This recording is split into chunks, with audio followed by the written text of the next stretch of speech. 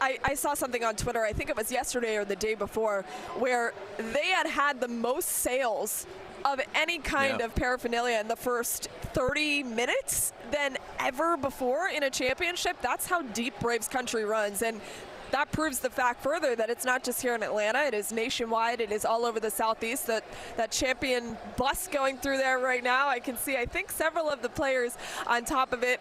Again, I think as Jeff mentioned earlier today, it is a little bit harder for us to completely make out who we see on the bus, but we're going to do the best we can to try to tell you who is going on there. We have a bit of a hard time from our vantage point seeing specific faces, kind of how we're set up. So you at home are going to have to do your own narrative if you see your favorite player on the Coors Light bus or on the Home Depot bus or the Coca-Cola bus or wherever it may be.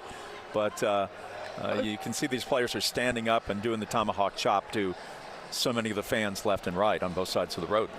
Yeah, I can't remember. I think it was Tyler Matzik or no, it was Travis d'Arnaud. It was Travis d'Arnaud that was telling me after they clinched the pennant, after they beat the Dodgers, finally got past them, that has got to be one of the coolest things that he's ever experienced. Whenever they change pitchers for another team and they shut the lights out at Truist Park and they do the tomahawk chop, you know, he's going to call Braves country home for a couple years. He just got a deal signed a couple of months ago, Travis d'Arnaud, the catcher. He says that that's so epic. He loves Braves country. Every single one of them too, Jeff, whenever I would ask them, are you ready for a parade in Atlanta? And they looked at me and they said, you have no idea. They were so excited to get back here, and you can see some of those family buses right now, and a lot of those families and players and maybe some of the wives. Those look like some of the staff members of the Braves. The confetti. Yeah, we saw a big snare drum there, but you know what? Again, they're moving pretty quick. I don't know what it is. I think they're just trying to get to Big Boy and Ludacris, the concert here at Who's driving the bus today? Chase Elliott?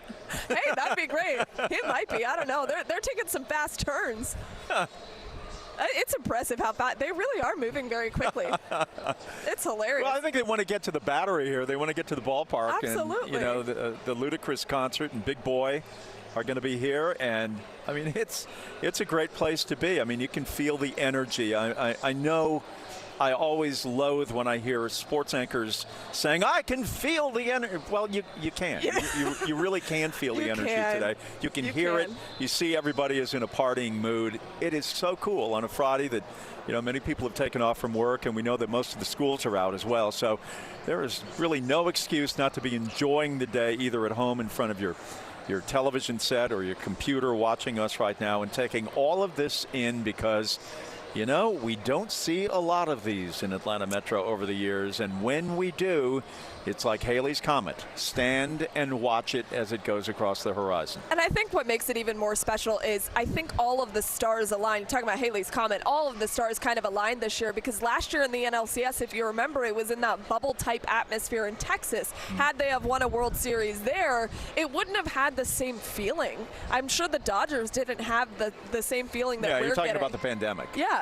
I mean, and so this was very much worth the wait to have gone through what all of us have gone through, for baseball to have gone through what they did last year through the pandemic, you know, not having the fans around. This is truly something to remember. It is something historic. It is something to be remembered. And all of those little kids out there that obviously were not born the last time the Braves won a World Series championship can remember this day with their parents and their siblings, and what a fun day it is. And it's really cool to just watch everyone be completely in the moment, in a day and a time and an era where we're all on our phones all the time, Jeff.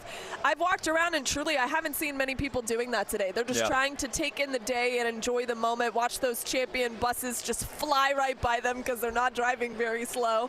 And all the players are just trying to take in every minute. I can see a bunch of them on the back of that Champions Trophy right now. I like this view that we're giving everybody from up top. I think it really gives you a better sense of how big the crowds are and where they are in terms of their relation to the Battery right now. Let's see here. I know it's hard. I'm leaning in because I'm trying to see who it is. I think I saw Ronald Acuna Jr. I saw him pass me earlier this morning when they were loading onto the buses.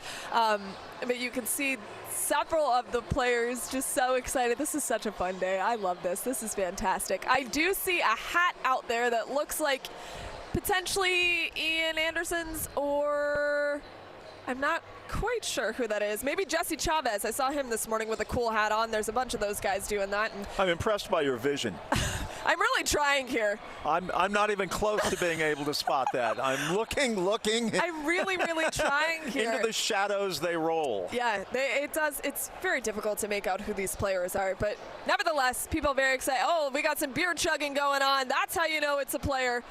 For sure. I can't even imagine what is happening on that bus right now. I know you guys that are along the parade route can see a little bit better than we can, but a bunch of the players partaking in a lot of very fun activities this morning, I guess you could call it. They have been up since they won the World Series championship, I'm pretty sure, because they partied in the hotel that night. Cole Swindell, a country singer, then we saw was with them. Freddie Freeman and Jock Peterson at the Hawks game last night, the Hawks Jazz game. They were at State Farm Arena last night.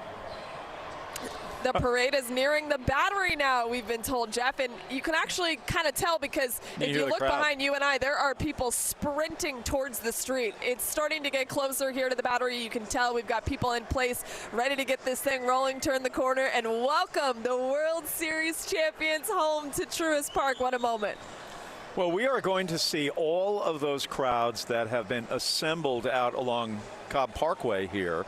And in front of the Battery, in front of the ballpark toward Perimeter Mall, will now be walking up here. So you're going to see, I would guess, 45,000 people inside Truist Park, and then I would guess you're going to have at least 100,000 people that are going to be here in the Battery. So yeah, it is that grand assemblance of energy and enthusiasm, and it's all packed into a very, very small area, and it should make for a very memorable afternoon presentation. It's been flawless so far, truly. It has. It's gone really well. It's been fantastic to watch all of this happen. I love the two parade routes that we were talking about a little bit, the players in the front of the bus getting everyone hyped up. As Jeff mentioned earlier, we love this aerial shot. You can kind of get a full grasp of what it looks like as the parade nears the Battery, that American flag hanging over as well, the players going underneath it and just trying to get the crowds pumped up, even though I don't think anyone needs encouragement.